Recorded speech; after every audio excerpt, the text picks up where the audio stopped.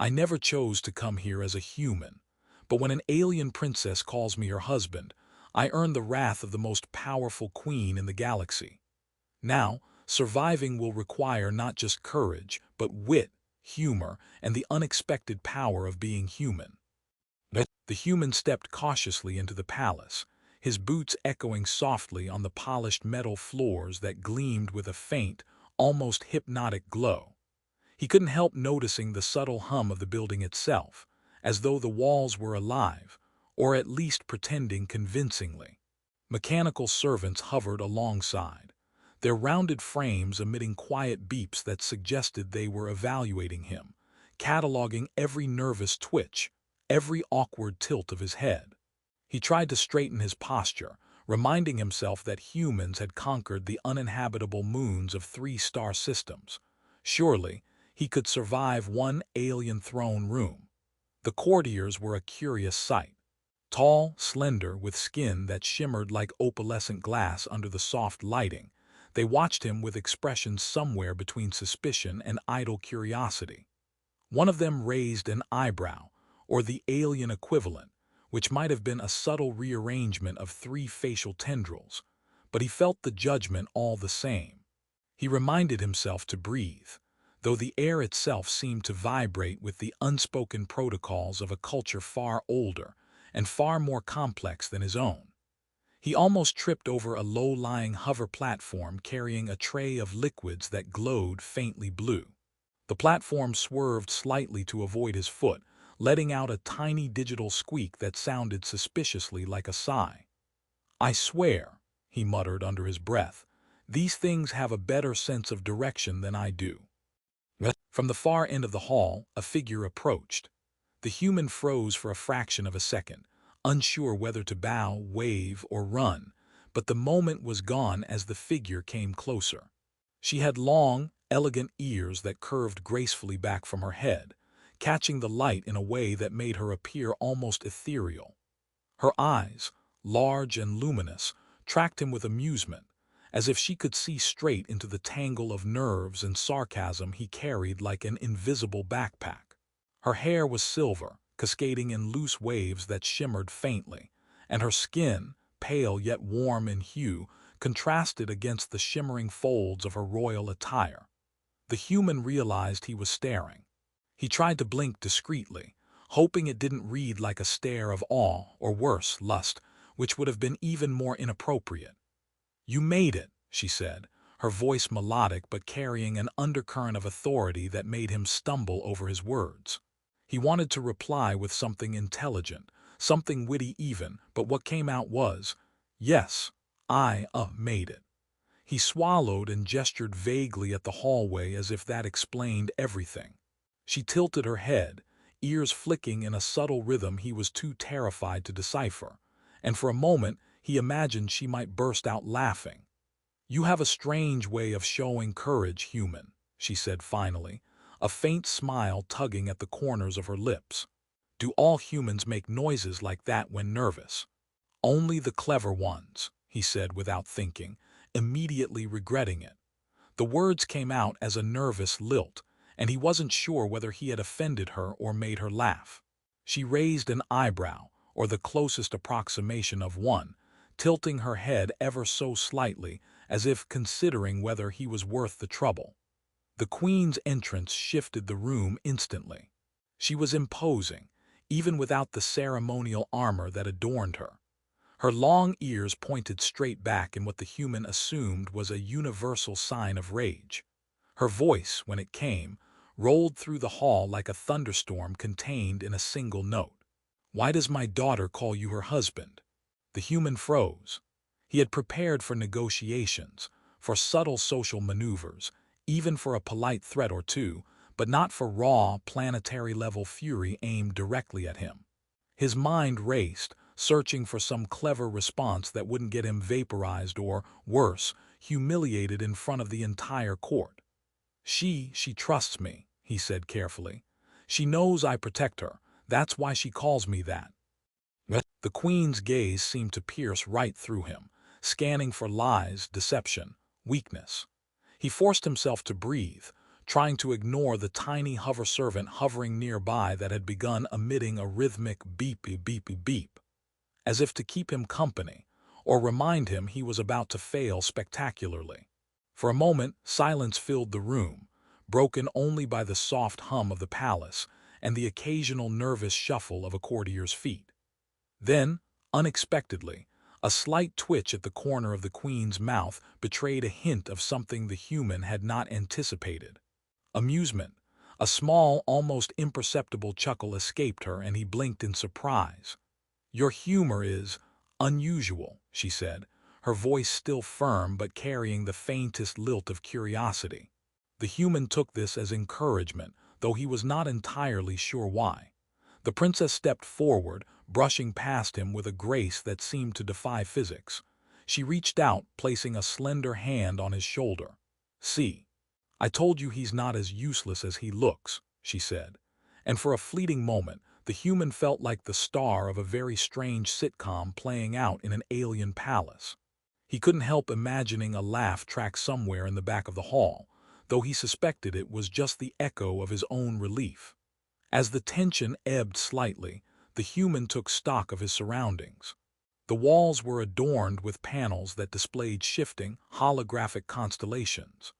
Small drones floated lazily near the ceiling, projecting soft, ambient lighting and occasionally glancing at him as if judging his reactions. He couldn't tell if the alien technology was advanced, whimsical, or both, but it made him feel simultaneously out of place and strangely at home. He chuckled softly, realizing that even amidst alien grandeur, some things, like a human nervous laugh, could remain universal. The queen's voice cut through the moment again, sharper this time. "Do not think that trust alone will suffice, human.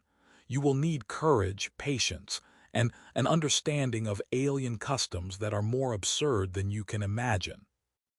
I like absurd," he said, managing a weak grin. "Keeps life interesting." The princess laughed quietly, the sound light and musical, and the human felt his chest unclench a little. He had survived the first encounter with the alien royal family without committing a catastrophic social error, and somehow, that was a victory worth celebrating. He noticed a floating device approaching, projecting a small holographic menu of etiquette guidelines, which he promptly ignored, deciding that fumbling through alien customs with honesty and humor might be more effective than any manual.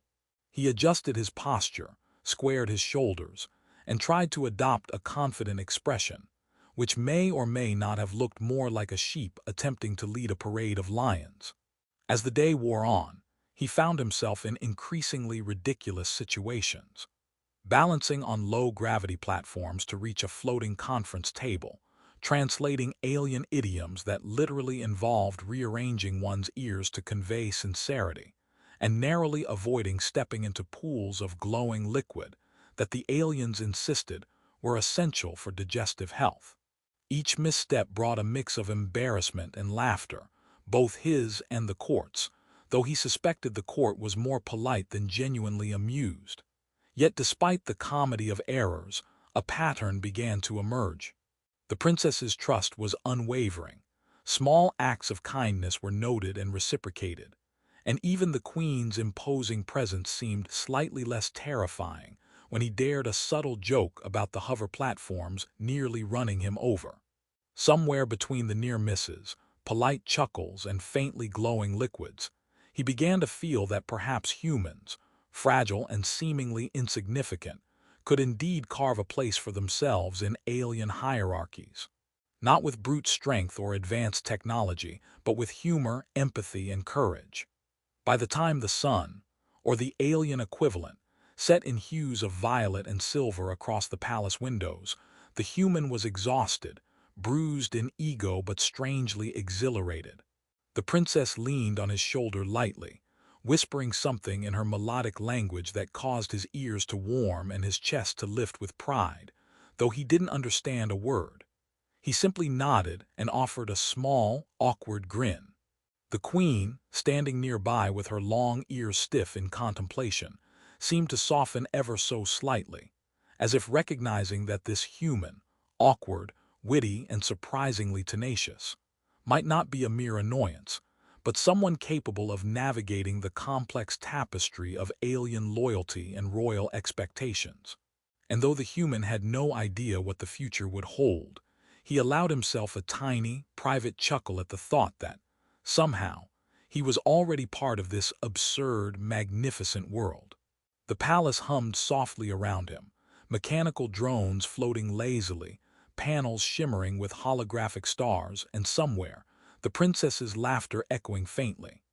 He inhaled deeply, bracing for what was surely the most complicated, hilarious, and dangerous chapter of his life yet.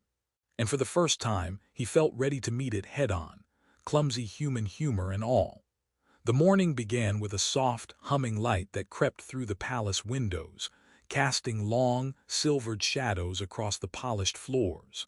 The human had slept uneasily, his mind caught between dreams of falling through zero-gravity corridors and waking visions of the princess's luminous ears, which seemed impossibly elegant even when tangled in sleep. He yawned, stretched, and narrowly avoided knocking over a small floating tray that had silently followed him into the hallway, as though it had appointed itself his personal breakfast escort. Do humans always operate at such slow speeds in the morning? The princess asked from the doorway, her voice teasing but carrying a note of authority. She floated lightly across the threshold, her long ears flicking in a rhythm that might have been laughter, or the alien equivalent. She carried a small device that projected holographic figures of alien etiquette postures, all of which looked absurdly like intricate dance moves.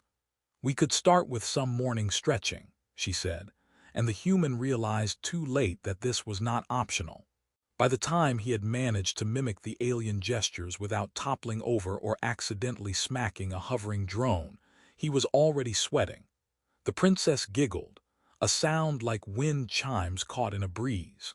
"You humans have a certain chaotic charm," she said, adjusting her silver hair so it shimmered in the soft light. "It is endearing in a way that is almost dangerous." The human, gasping for breath, waved vaguely in acknowledgement. "Glad my chaos is appreciated. I try my best," he said, though he suspected that the princess understood chaotic charm far better than he did. She simply smiled and gestured for him to follow, and he shuffled behind her as they made their way toward the palace training grounds. A vast, open hall where gravity could be tuned like a dial and holographic projections of various alien terrains could be summoned at will. "Today," she said, as they stepped onto the shimmering floor, "we begin your formal introduction to alien combat simulation. But first," she paused, scanning the human with a raised brow, "a small test of diplomacy." The human's stomach twisted. He had survived a queen's wrath, managed to charm a princess, and avoided major incidents with hovering servants. But diplomacy? In a room full of holographic dignitaries who could vanish into projections and reappear anywhere. He swallowed hard, trying to remind himself that humans had survived the uninhabitable moons of 3 systems. Surely, they could survive simulated alien insults. The princess activated the holographic field, and figures appeared, tall, elegant aliens in ornate garb, each projecting expressions and gestures the human had only half understood. "Your task," she said, "is simple. Converse, negotiate, and gain their trust, or at least, don't make a spectacle of yourself." The human stepped forward, nodding gravely, and immediately tripped over a low-gravity flux, landing in a heap. The holographic aliens froze mid-gesture, staring at him in silent judgment. A small beep from a hovering device sounded like laughter, and the human groaned.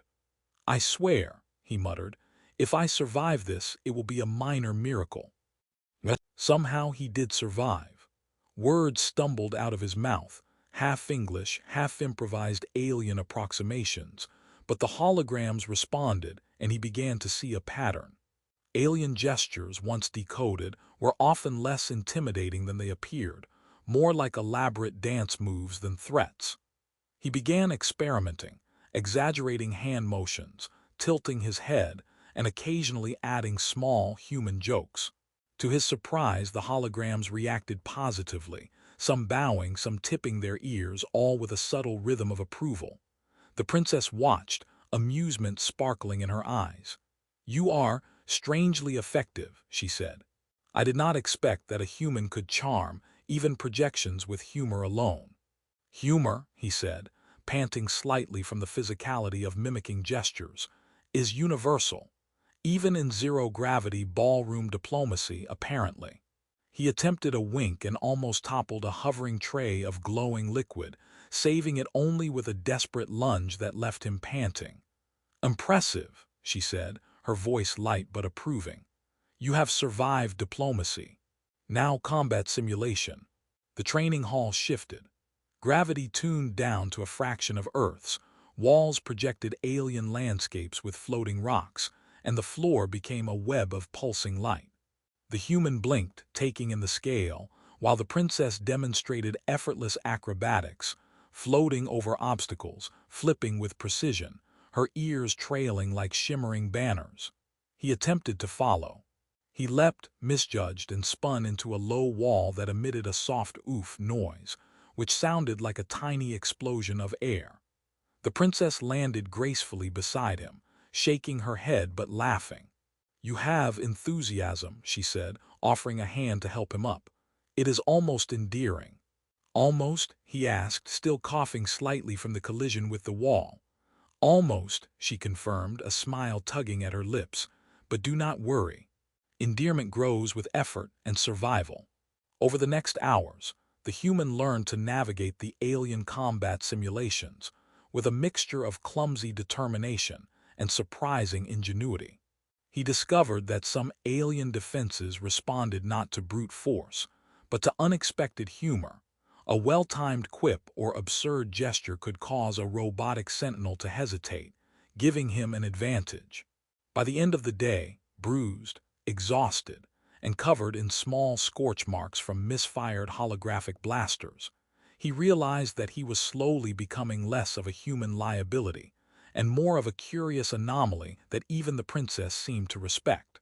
Between simulations, the princess shared small stories of her childhood, of pranks played on royal advisors, and of incidents where she had managed to turn the palace's notoriously precise etiquette into chaos. The human laughed genuinely, realizing that even in the most rigidly structured society, humor and playfulness could carve a space for trust and camaraderie. At one point, he accidentally stepped on a hovering tea tray, sending it spinning toward a cluster of holographic dignitaries. The princess rolled her eyes, though her laugh was genuine. "You are a walking disaster," she said. "But somehow it works in your favor." By evening, the training hall was quiet again. Gravity returned to normal, holograms deactivated, and the human collapsed onto a padded bench, muscles aching, ears ringing, and pride tinged with humility. The princess sat beside him, dangling a small metallic sphere that projected tiny constellations. "You did well today," she said softly. "Not perfect, but well. I think I've developed a few new gray hairs," he admitted, touching his temple, "and maybe a slight nervous tick in my left eye, but well is good. Well is very good." "Humans are entertaining creatures," she said, tilting her head, "especially when they survive by being clever, clumsy, and occasionally funny. Perhaps that is why you are still here, and not merely a footnote in palace history." He laughed, a sound of genuine relief mingled with disbelief. "I'll take clever, clumsy, and funny over footnote any day, though I'm not sure the palace staff would agree." As they walked toward the dining chamber, the soft glow of alien lamps casting a warm, silver hue, the human realized something remarkable. Despite the complexity, the strangeness, and the ever-present threat of royal disapproval, he was beginning to find his rhythm. Humor had become his shield, curiosity his guide, and courage, a strange mixture of instinct and necessity, his constant companion. The princess nudged him lightly with an elbow, her long ears brushing against his shoulder. "You will need that courage," she said, "and your humor too. There are greater challenges ahead, ones that even I cannot predict fully, but for now rest, laugh, survive." He nodded, feeling a rare, quiet contentment settle over him. Between the absurdity of alien etiquette, the chaos of combat simulations, and the gentle teasing of the princess, he realized that he had stumbled into a world far stranger than any human imagination could conjure. Yet it was a world where, perhaps, humans could leave an indelible mark, not through dominance but through empathy, wit, and the occasional lucky blunder. Outside, the palace hummed with life. Drones flitted through corridors, walls shifted with subtle patterns, and somewhere, mechanical servants arranged floating meals that glowed with soft bioluminescence. The human took a deep breath, knowing that the day had tested him, shaped him, and in small, miraculous ways, welcomed him into a society both alien and profoundly alive. And though the night ahead promised little in the way of rest, he already imagined gravity shifts, surprise inspections, and more awkward lessons in alien customs. He allowed himself a quiet chuckle. If he could survive today, navigate absurd diplomacy, and survive combat simulations without a total catastrophe, then perhaps he could survive anything this luminous, chaotic world had to throw at him. The princess leaned closer, whispering something that made him smile and shake his head in disbelief. Somewhere in her words, in the warmth of her trust, he felt an unusual certainty that this human, fragile and often ridiculous, could not only survive, but might also, just might, thrive in this palace of alien wonders. The human stood outside the throne room, his boots making tiny, hollow echoes against the polished metal floor. He had spent weeks navigating this alien palace, surviving combat simulations, mastering the etiquette of elaborate ear tilts and holographic bows, and somehow keeping the princess amused while avoiding accidental disasters that could have ended with him floating into the void. He adjusted his collar nervously, wishing that humans had a single instinctive response to being interrogated by a queen whose anger could level planets. Inside, the throne room glimmered with ambient energy. Gravity-stabilized fields shimmered faintly, casting long, wavering shadows from the towering pillars that spiraled like strands of metal helix. Hovering drones flitted along the ceilings, their soft whirring a constant undercurrent to the tense silence. Courtiers lined the room, expressions rigid, yet their eyes betrayed curiosity, amusement, and the faintest trace of expectation. The queen sat atop her throne, long ears angled sharply, her presence radiating authority and, as the human suspected, mild impatience. He swallowed. This was the moment that had haunted him since his first misstep in the palace corridors, the culmination of weeks of awkward stumbles, carefully timed jokes, and desperate improvisation. And yet, as he stepped forward, he felt a strange confidence, a pulse of self-assurance forged from surviving the absurdity of alien protocol and gaining the trust of a princess whose approval had once seemed unattainable. "Why does my daughter call you her husband, human?" The queen's voice rolled through the hall like an electric storm, resonating in the walls and causing the small drones to flutter anxiously. The human squared his shoulders, glancing at the princess who stood just behind him. She offered a small, encouraging smile, and for the first time he saw no judgment in her eyes, only trust, expectation, and perhaps something resembling pride. He took a deep breath. "She trusts me," he said, voice steady despite the pounding of his heart. "Not because I am stronger or smarter or better than anyone else here. She trusts me because I care. Because I listen, because I try even when I fail. Because I am human and humans are flawed, but we try." There was silence. The queen's gaze was unwavering, scanning him, measuring every inflection, every breath. The courtiers leaned forward slightly, drawn into the tension of the moment. Though the faintest twitch a soft ripple of laughter ran through the room, from the princess, the courtiers, even a faint chime from one of the hovering assistants.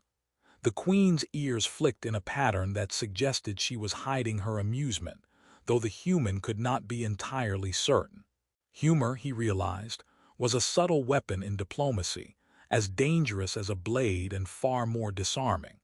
The princess moved to his side, gesturing toward the glowing panels that projected constellations and swirling galaxies. "This is your world now too," she said. "Not just our palace, not just our people. You've navigated the absurd, survived the dangerous, and learned to fit, or at least to improvise well enough that no one can ignore your presence." The human looked around, seeing the intricate interplay of alien technology, the elegance of long ears and flowing robes, the whimsical precision of hovering devices, and the faint amusement etched into every expression. He had stumbled, fallen, and often been utterly ridiculous, yet somehow he had earned his place. It wasn't power or skill or status, it was perseverance, empathy, and yes, an occasional well-timed joke. The queen rose, her towering presence casting long shadows across the polished floor. "Human," she said, voice steady now, "you have demonstrated courage, honesty, and resilience. My daughter's words were not mere whimsy. They were truth." She paused, letting the weight of her declaration sink in. "You are acknowledged. As her protector, as a participant in our court, and as a member of this society in your own human way." The human felt a warmth rise in his chest, a combination of relief, pride, and disbelief. He nodded, unsure whether words could properly convey his gratitude. "Thank you," he said simply, though the words carried a depth he could not fully express. The princess nudged him lightly, whispering, "See, told you you'd survive mostly." He laughed softly, shaking his head. Survival had become more than mere endurance. It had become understanding, adaptation, and the forging of bonds that transcended species, culture, and expectations. The queen's gaze softened, and she allowed a hint of levity into her tone.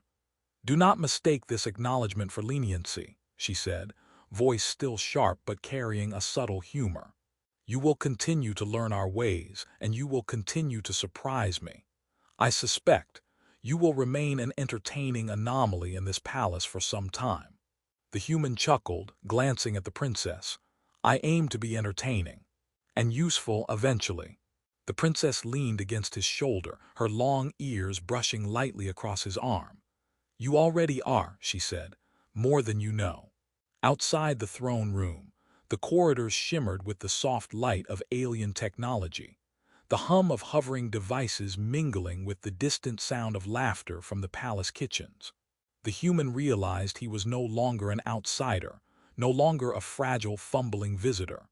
He had been tested, challenged, and through a mixture of courage, humor, and persistence had found his place.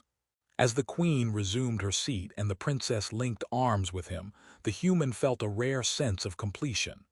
The lessons had been harsh, the absurdity constant, yet he had grown. He understood the rhythms of alien society, the subtle power of empathy, and the surprising force of humor in moments of tension.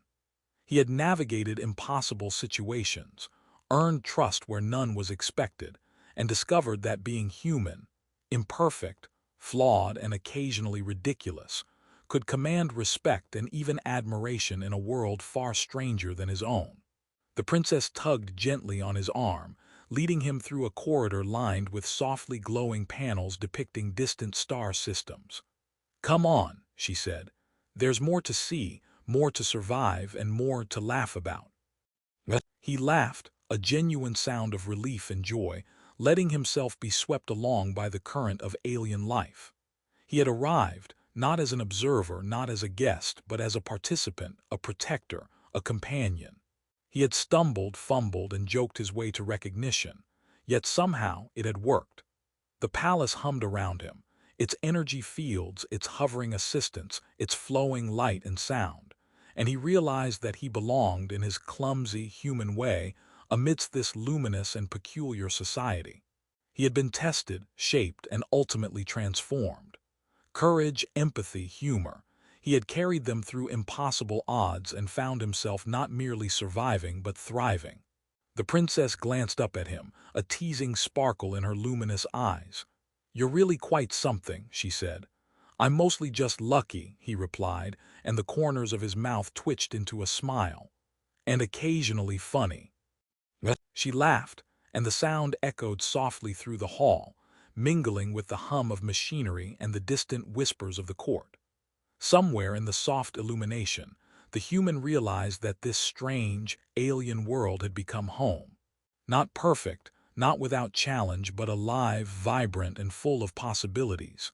He breathed deeply, the weight of weeks lifting, replaced with a quiet certainty. He had found trust, friendship, and purpose in the most improbable of places.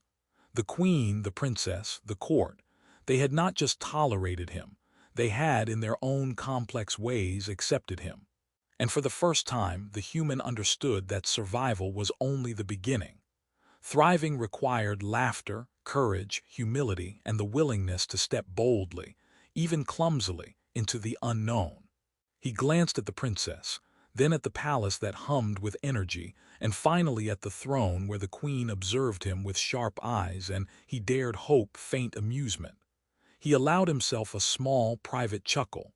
He had arrived. He had endured. He had grown. And somehow he had found a place among the stars that was his own. The palace lights shimmered softly, casting silvered patterns across the floor. Hovering drones floated lazily, holographic constellations rotated gently. And somewhere, the soft laughter of a princess mingled with the quiet hum of alien technology. The human, no longer just a visitor,